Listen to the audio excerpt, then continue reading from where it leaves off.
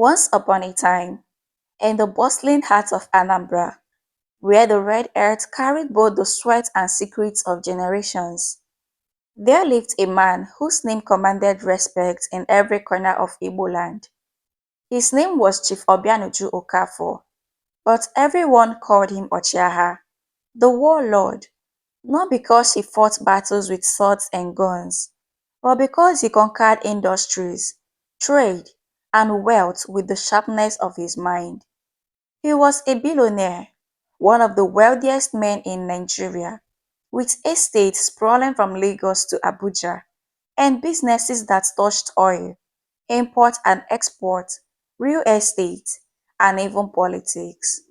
When he passed through the streets in his long convoy of bulletproof jeeps, villagers would run out to wave, and elders would pray for him, for his wealth had elevated not just his family, but his entire community. Yet, behind his wealth was a quiet pain. He had only one child, a son named Chigozie.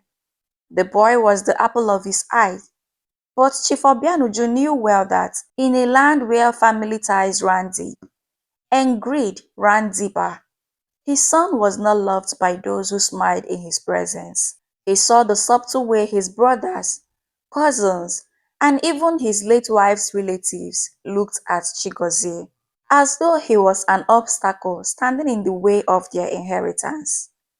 Chief Obianuju, a man in his 70s, knew that death was nearer than the horizon at dusk, and so he devised a plan so daring that even the gods of the land would pause to see its outcome. He would pretend to die, to test the hearts of his people, to see whether blood was truly thicker than water, or whether wealth was the only glue that bound his so-called family together.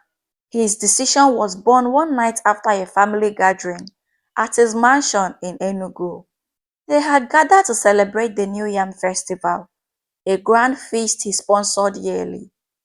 As the drums beat and palm wine flowed, Chief Obianuju overheard his cousin Emeka whisper to another relative that once the old man was gone, they would finally pluck the fruit of the tree that had been selfishly guarded.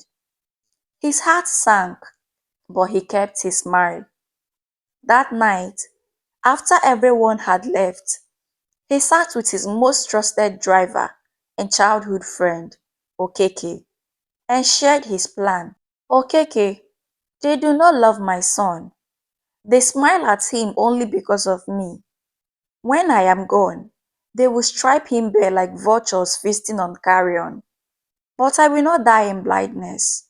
I will see their true faces with my own eyes before my spirit departs. Okeke, though shocked, agreed to help his master. Within weeks, a carefully crafted story was released. Chief Obianuju had collapsed in his Lagos mansion and died from a sudden heart attack. The news spread like wildfire across the land. Radio stations in Anambra carried it, newspapers in Lagos printed it, and even television crews rushed to his gates. Nigeria wept, for one of her richest men had fallen. Tribute poured in from governors, senators, and even foreign business partners. But while the nation mourned, Obianuju himself was alive, hiding in a secret villa in a remote village, where no one would think to look. Only Okeke and a loyal doctor knew the truth. And so the drama began. His funeral was announced, and relatives began to swarm his mansion like ants rushing to a fallen loaf of sugar. The first shock came when his brothers, men who had never truly worked for their own wealth, began to discuss not how to comfort Chigozie, but how to divide Obianuju's assets. They called secret meetings, claiming the boy, being just 21 and inexperienced, could not handle such a vast empire. They whispered that the businesses should be shared among capable hands, meaning themselves, of course. Chief Obianuju, Watching secretly from afar, through reports Okeke brought to him, felt his heart burn. But that was only the beginning. At the burial rites, Chigozie sat in a corner, dressed in white, tears streaming down his cheeks, while relatives, who had never called his father in years, suddenly arrived in expensive attires, each one trying to outshine the other. His uncle Emeka, who had earlier whispered greedily about inheritance, paraded himself as though he were the new patriarch of the family. He gave long speeches, praising the dead and promising to guide Chigozie. But behind his words was a serpent's hiss. After the burial, the vultures descended fully. They pressured Chigozie to sign documents that would give them control over key businesses. They told him it was for his own good, that managing such wealth at his age would attract enemies. They even tried to separate him from his close friends, claiming they were bad influences. But young as he was, Chigozie was not entirely naive. His father had trained him quietly in business, teaching him lessons that no textbook could offer. He refused to sign anything. That was when the threats began. One night, Chigozie's car was attacked on his way back from visiting a friend. Gunmen fired at the vehicle, but by sheer luck, he escaped unharmed. Another time, his food was poisoned by a cousin, but his loyal cook noticed the strange smell and threw it away. All these were reported back to Chief Obianuju, who listened in rage and sorrow from his hiding place. He realized his son was in grave danger, yet the test was not over. He wanted to see just how far the wickedness of his kin would go. Then came the final straw. His uncle Emeka, in collaboration with a few others, secretly went to court, claiming that Chigozie was not even the biological son of Chief Obianuju. They brought false witnesses, including a woman who claimed she had once been Obianuju's mistress, and that Chigozie was born of another man. The scandal shook the community, and whispers filled the air. Some believed, others doubted. But for Chigozie, it was a dagger to the heart. He could not understand how blood relatives would go so far just to strip him of his inheritance. The news reached Obianuju in his villa, and for the first time in his life, the mighty man wept.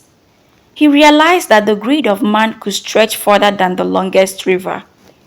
It was then he decided the time had come to rise from the dead.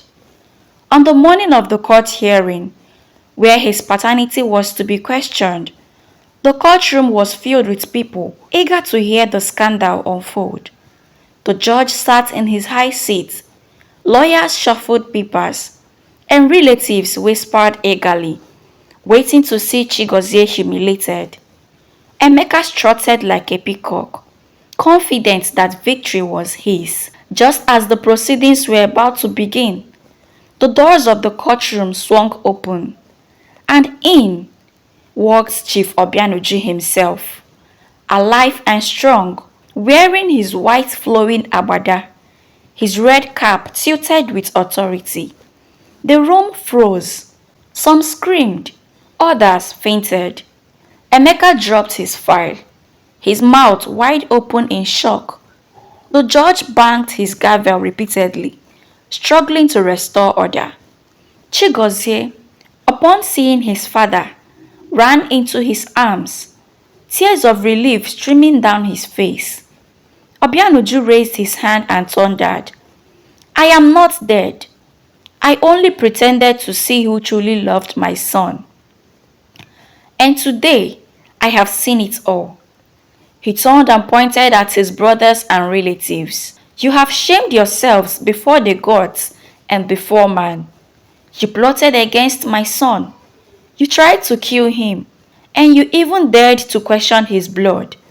From this day onward, None of you shall have a share in my wealth. I built it with my sweat, and it shall go to my son alone. The courtroom was silent, the shame on his relatives' faces so heavy it could crush stone. Emeka stammered, begging for forgiveness, but Obianuju's heart was as firm as the hills of Nsukka.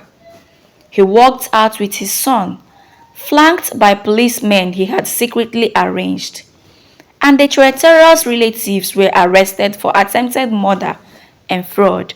News of his dramatic return spread across Nigeria like wildfire. Some called him cunning, others called him wise, but all agreed that he had exposed the true hearts of men. Chigozie, under his father's guidance, grew stronger, eventually taking over the empire with wisdom far beyond his years.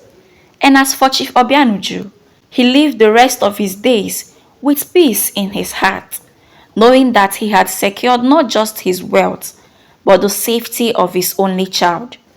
And so it was said among the people that while money can build houses, only wisdom can build a legacy. And in the land of the Igbo, Chief Obianuju's story was told for generations, a warning that greed can strip a man of his soul, but truth always prevails in the end. And that was how the story ended. Dear viewers, what do you think about Chief Obianuju's actions and decisions? Do you think he did the right thing? Let me know your opinion in the comment section. Thank you so much for listening to my story. My name is Zara the Crown Teller.